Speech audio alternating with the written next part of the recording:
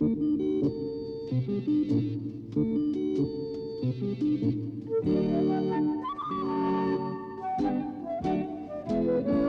town is full of buildings, some tall, some short, some wide, and some narrow. The buildings are flats and houses and factories and shops. They're built in streets. The streets have cars and buses and lorries driving along them. A river runs through the middle of the town. The river has large boats and small boats on it.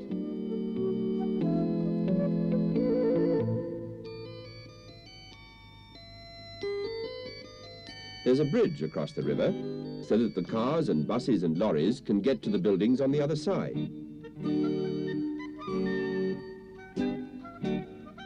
The cars and the buses and the streets are full of people. In fact, there are a lot of people in a town. Do you live in a town?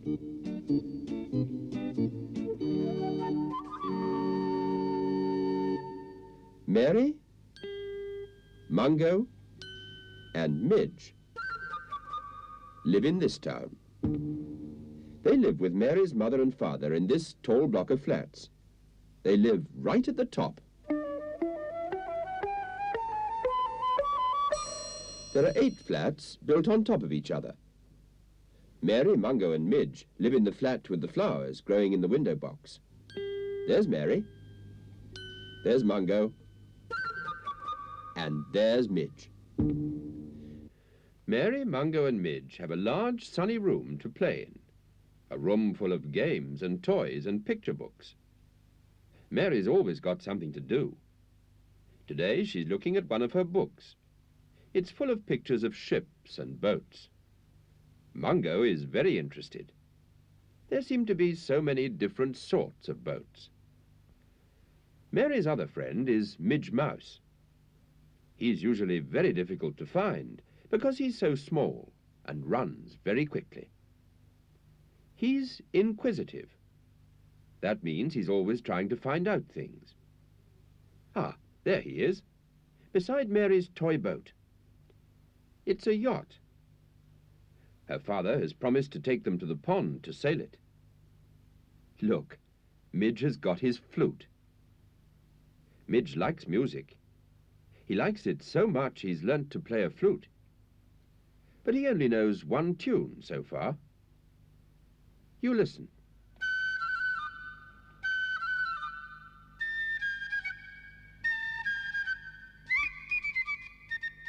Mary and Mungo have seen a boat on the river, like the one in this picture. Do you remember seeing one like it? It's a tug. The next picture is particularly interesting and exciting. What is it going to be? It's a liner. It's so big it takes people on long journeys across the sea. It sometimes takes days and days, and the people sleep and eat on it. There are even small shops on a liner. Can we see a liner on the river? No. Our river isn't deep enough or wide enough for a liner.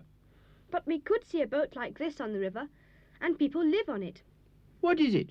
It's a houseboat. People live in it just like a house, but it's a boat, so it's called a houseboat. I'd like to see some real boats. Well, we've got to go along the river to get to the pond, so you will see some boats. I must get ready. I'll take Midge down to see the boats on the river. We'll meet you by the pond, Mary. Midge hasn't learnt to swim yet, so he's got a life jacket to wear, in case he falls into the water. He also has a sailor's cap. He wears that because he likes it.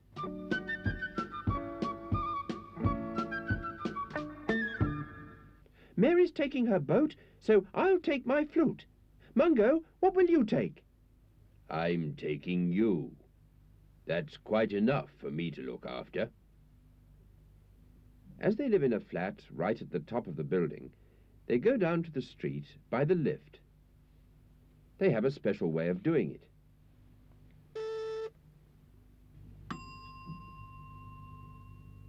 See you at the pond, boys. You know, the round pond in the park.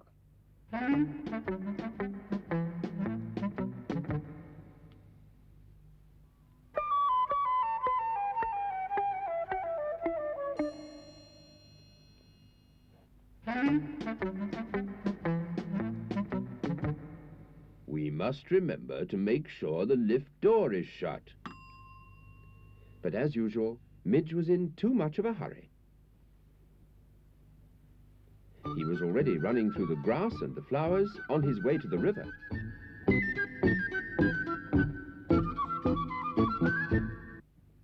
That mouse will never wait for me.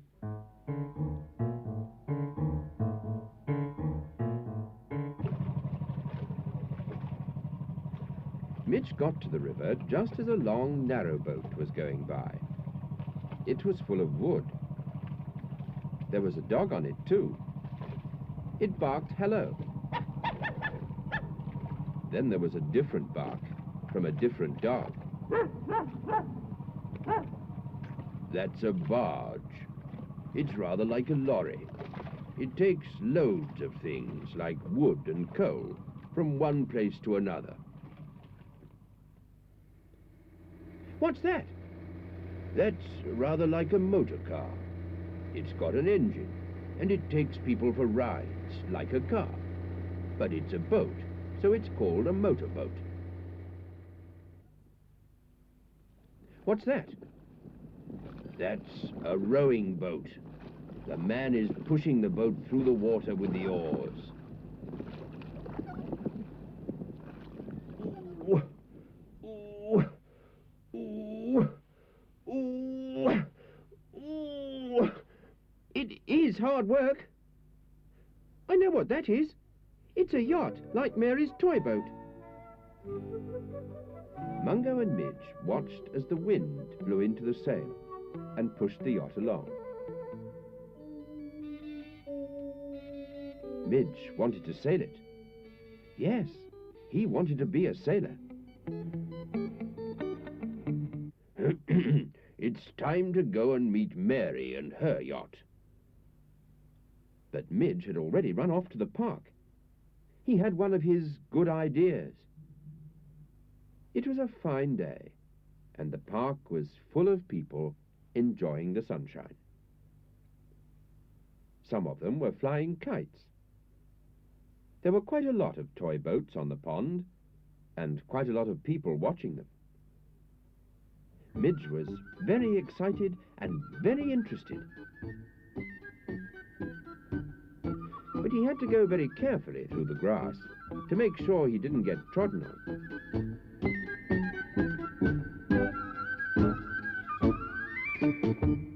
At last he got to the pond and found Mary and her father getting the toy yacht ready to sail. Oh, there you are, Midge. Will you hold on to my boat, please, while we go and get an ice cream? And mind you don't fall into the water. You can't swim yet. Couldn't be better, thought Midge, as Mary went away, because it fitted in very well with his good idea. It was only a toy boat for Mary to play with, but it was just the right size for Midge to sail. Midge had heard of men sailing round the world on their own. He wasn't quite sure how big the world was, but he knew it was round, and this pond was round. So he would pretend it was the world and sail round it. Mary was too busy eating her ice cream to see what Midge was up to. He was still holding the string, but now he was on board the boat. Yes, he would take his flute. Sailors like to play music in their spare time. Everything aboard and shipshape.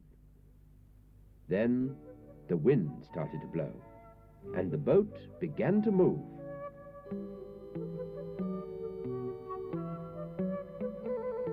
Mungo got to the pond just too late.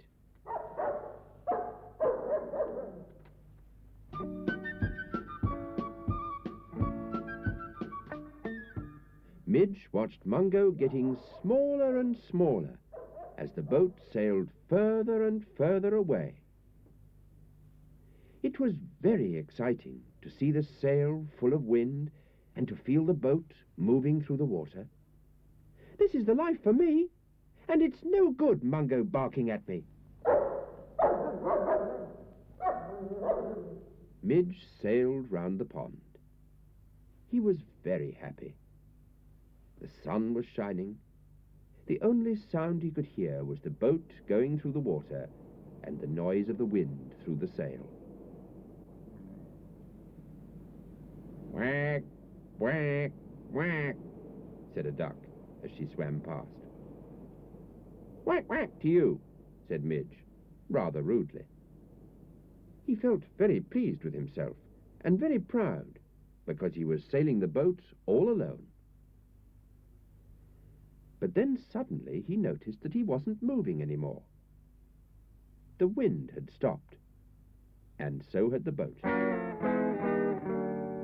Midge wasn't quite sure what to do now. There was no wind to blow him along. He couldn't stay forever on the pond.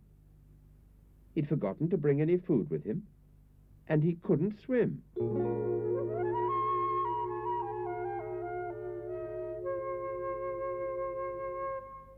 He tried to row himself home, but it wasn't easy without any oars.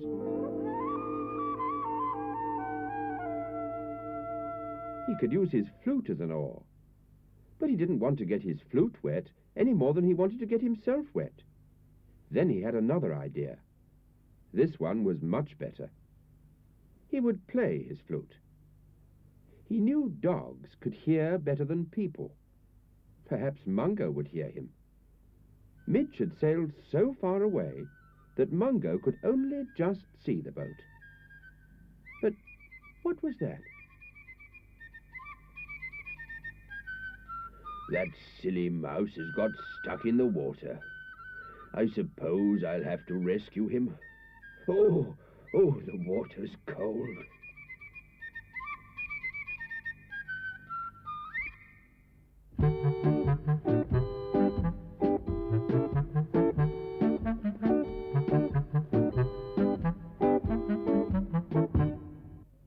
"Mungo! Oh, Mungo! Oh, I'm so glad to see you." "Throw me that string and I'll pull you back to shore."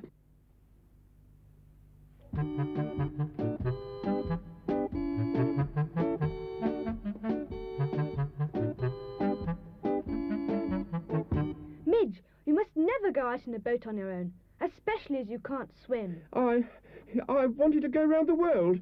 Round the pond, I mean." "You will have to find out how to sail properly first, and how to swim. Oh, I don't like cold water." It was time to go home. Mary put Midge and his flute into her pocket to make sure neither of them got lost. Mungo shook himself dry. "Oh, what a silly mouse. He doesn't even know how big the world is." When they got home, Mary and Mungo showed Midge a book about the world. It had pictures of all the countries and all the seas. When Midge saw how much sea there was, he thought he ought to learn to swim straight away.